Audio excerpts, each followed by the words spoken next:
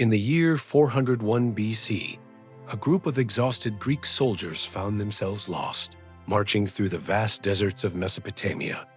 They were 10,000 mercenaries, desperate to escape the heart of the Persian Empire.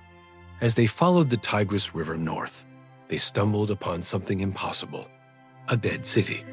Its walls were taller than anything they had ever seen in Greece. The stone foundations stretched for miles, a ghostly skeleton in the sand. But no one lived there. No one even remembered who built it. When the Greeks asked the locals, they were simply told, the gods destroyed them. The Greeks called the ruins Nineveh. But this wasn't a city built by gods. It was built by men. Men who created the first true military superpower in human history. This is the story of the Assyrian Empire. To understand Assyria, you have to understand the land.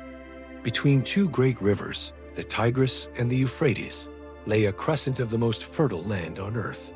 This was Mesopotamia, the cradle of civilization. It had already given birth to the Sumerians, the Akkadians, and the mighty Babylonians. But far to the north, in the rugged hill country, one small trading city was quietly preparing for something far greater. The city was called Ashur. It was a modest place, a hub for trade routes connecting Anatolia, Iran, and the south. But for the people who lived there, their city was everything. So much so that they transformed the city itself into a god, the god Ashur. And slowly, over generations, the people of Ashur began to believe something dangerous, that their god had chosen them to rule the world. Then, around 1200 BC, the world fell apart. A mysterious cataclysm we now call the Bronze Age collapse swept across the ancient world. Great kingdoms vanished. Vast trade networks died. Powerful cities burned to the ground, attacked by migrating groups like the infamous Sea Peoples. It was an age of chaos, famine, and darkness. When the dust settled, only two of the old great powers remained standing: Egypt, weakened but intact, and in the north, Assyria.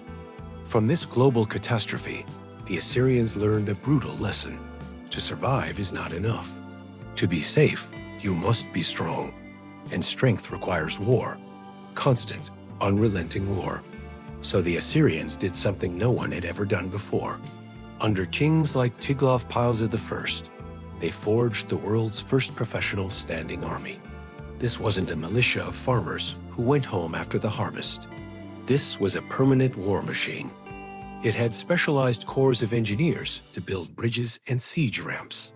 It had siege specialists who could undermine walls and operate towering battering rams. It had cavalry, archers, and infantry, all armed with a new, stronger metal: iron. The world had never seen anything like it. And the Assyrians didn't just defeat their enemies, they engineered terror. Under kings like Ashurbanipal II, conquest became a psychological weapon. They didn't just conquer a rebellious city, they made an example of it. Entire populations were forcibly deported, scattered across the empire to break their spirit and identity. Cities that resisted were razed to the ground, their people flayed alive, their leaders impaled on stakes outside the ruined gates. These gruesome acts were then carved in vivid detail on the walls of Assyrian palaces for all visiting dignitaries to see. The message spread across the ancient world like a plague of fear: do not resist Assyria. But what was life like for those inside this fearsome empire? In great cities like Nineveh, life could be surprisingly rich and cosmopolitan. The markets buzzed with dozens of languages, filled with goods from across the known world. People gathered in taverns to drink beer, often through long straws from a shared ceramic pot.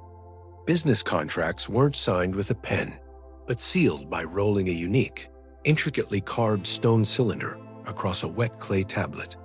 At its height, Nineveh became the largest city on earth, a testament to the wealth and power of the empire. The kings of Assyria began to rule like gods on earth.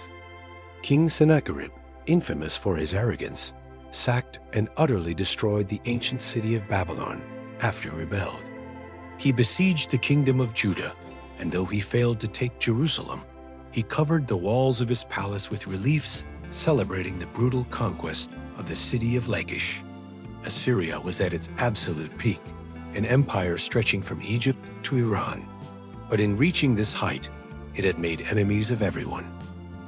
Then came Ashurbanipal, a different kind of king. He was a warrior, yes, a master of the traditional Assyrian lion hunt. But he was also a scholar, a king who could read and write. Obsessed with preserving the knowledge of the past, he ordered his scribes to collect every text they could find.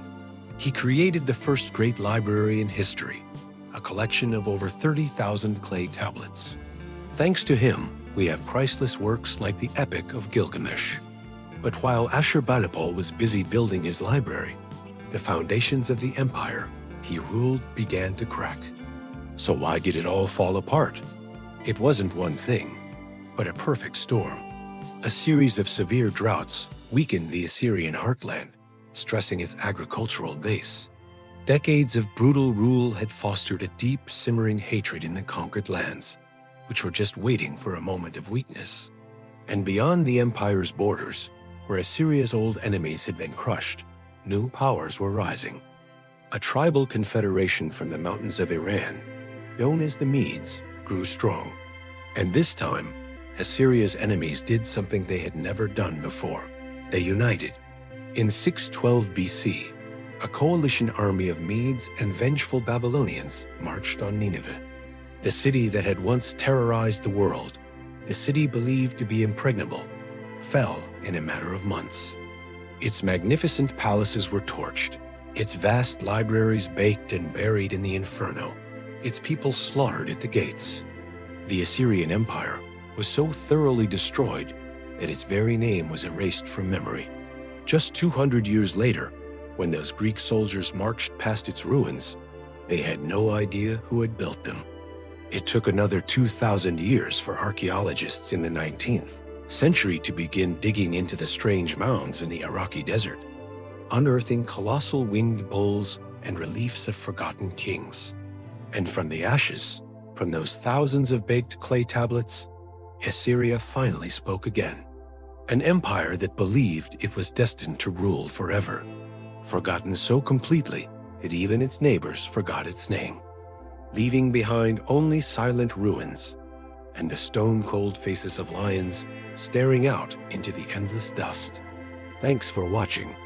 If you want to explore more lost civilizations, make sure to subscribe.